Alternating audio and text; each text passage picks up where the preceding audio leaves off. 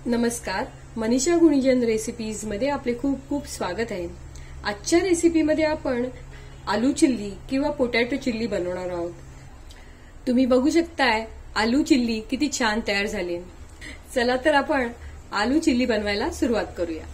आलू chilli किंवा potato chilli बनवण्यासाठी आपण इथे मोठ्या आकाराची 3 बटाटे घेतलेले आहेत। आता या बटाट्याची आपण सालं काढून घेऊया।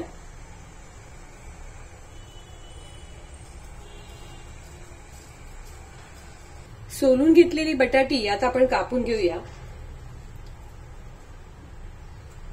बटाटी फ्रेंच फ्राईजच्या आकारात कापून घ्यायचे।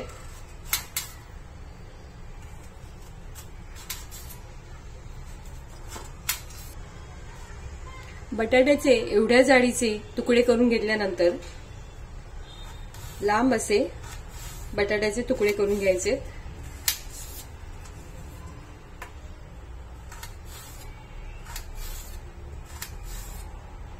अशा प्रकारे बटाटी कापून घ्यायचेत।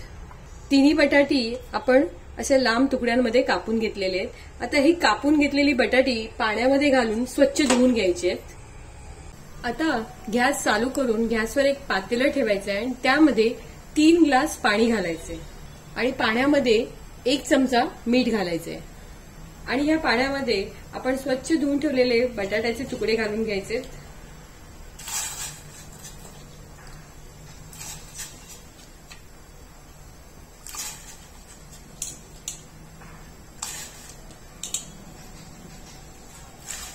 गॅस मोठ्या आचेवर ठेवायचा आहे आणि पाण्याला एक उकळा येईपर्यंतच बटाटी शिजवायची आहे। बटाटी घातलेल्या पाण्याला छान उकळा आलेली आहे बघा।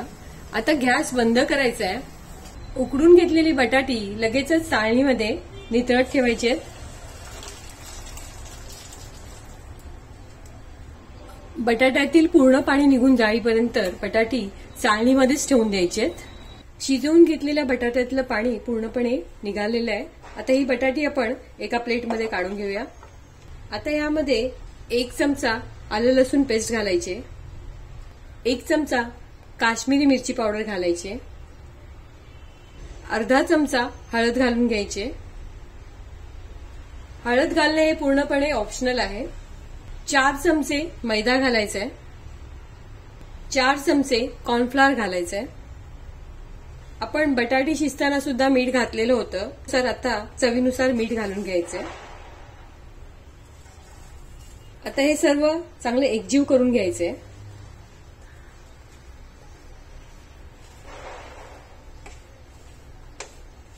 कॉर्नफ्लॉवर आणि मैदा बटाट्याला लावताना अशा प्रकारे जर सुका वेगळा राहत असेल तर त्यामध्ये 2 चमचे पाणी घालून घ्यायचे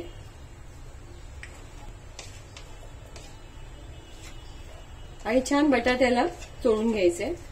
बटाट्याच्या तुकड्यांना आपण कॉर्नफ्लॉवर आणि मैद्याचं मिश्रण चांगलं लावून घेतलेलं आहे।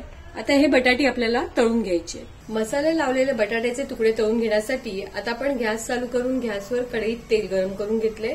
तेल चांगलं कडकडीत गरम करून घ्यायचंय आणि गॅस मोठ्याच आचेवर ठेवायचंय। आता या तेलामध्ये बटाट्याचे तुकडे घालून घेऊया आपण।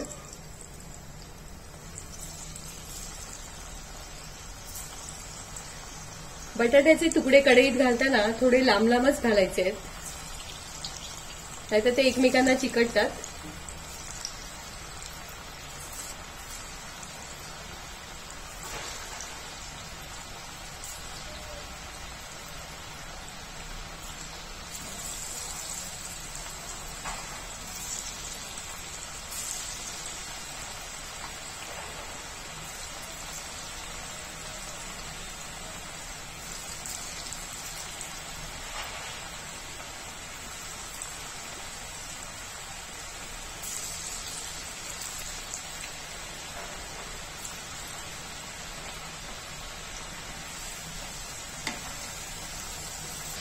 कढईत घातलेले बटाट्याचे तुकडे छान कुरकुरीत होईपर्यंत म्हणजे 2 मिनिटं मोठ्या आचेवर तळून घ्यायचे। आता हे बटाट्याचे तुकडे छान कुरकुरीत तळले गेलेले आहेत। आता हे आपण काढून घेऊया। तुम्ही बघू शकताय बटाटे किती छान कुरकुरीत अशी तळले गेलेले आहेत बघा। अशाच प्रकारे बटाट्याचे सर्व तुकडे तळून घ्यायचे। सर्व बटाटे तळून झाल्यानंतर त्याच कढईतलं सर्व तेल काढून घ्यायचंय आणि कढईमध्ये अर्धा वाटी तेल घालायचंय. तेल चांगलं गरम होऊन द्यायचंय. तेल गरम झालं की 2 चमचे बारीक चिरलेला लसूण घालायचंय.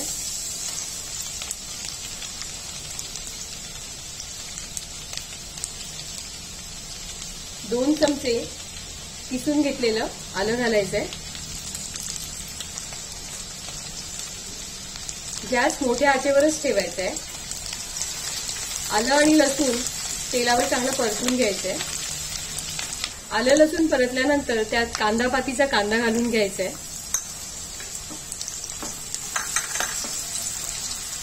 कांदा थोडा परतल्यानंतर त्यामध्ये आपण सिमला मिरचीचे अशा प्रकारे चौकोनी तुकडे करून घेतलेले आहेत ते घालायचे आणि एका कांद्याचे असे चौकोनी तुकडे घेतलेत करून ते सुद्धा घालून घ्यायचे.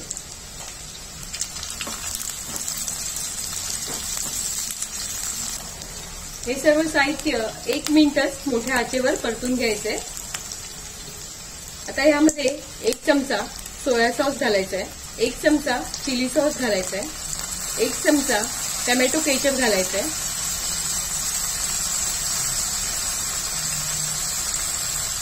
1 चमचा काश्मीरी लाल पावडर घालायचे आणि अर्धापेक्षा कमी मिरी पूड घालायची. सर्व सॉसेस चांगले मिक्स करून घ्यायचे.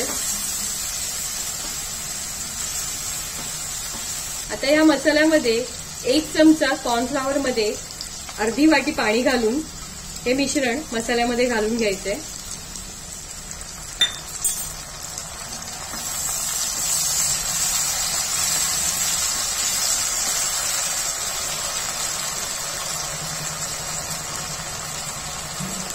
चवीनुसार मीठ घालायचंय कारण सॉसेसमध्ये सुद्धा मीठ असतं. 1 चमचा व्हिनेगर घालायचा आहे.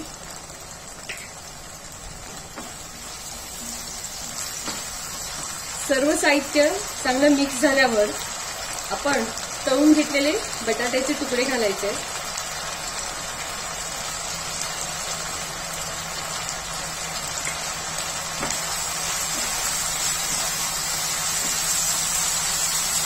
बटाट्याचे तुकडे मसाल्यामध्ये चांगले मिक्स करून घ्यायचे.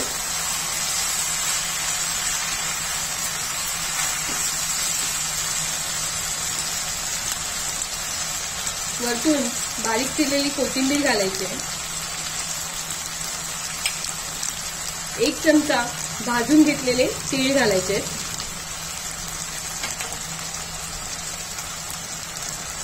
आणि बारीक चिरून घेतलेली कांद्याची पात घालायची आहे.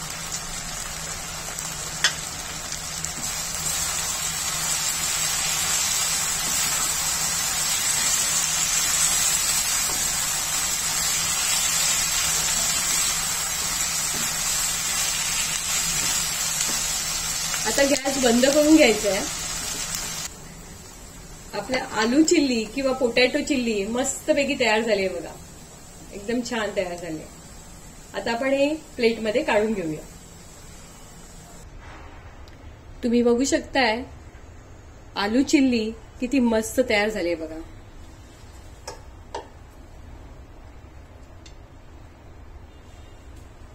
वरतून थोडे हिरव्या मिरचीचे तुकडे घालायचे आणि बारीक चिरलेली कांद्याची पात घालायची. आजच्या रेसिपीमध्ये आपण सर्वांना आवडणारी अशी टेस्टी आलू चिल्ली बनवली. ही रेसिपी जर तुम्हाला आवडली असेल तर माझ्या व्हिडिओला लाईक करा, शेअर करा आणि असेच छान छान पदार्थ बघण्यासाठी माझ्या चॅनलला सबस्क्राईब करा. धन्यवाद.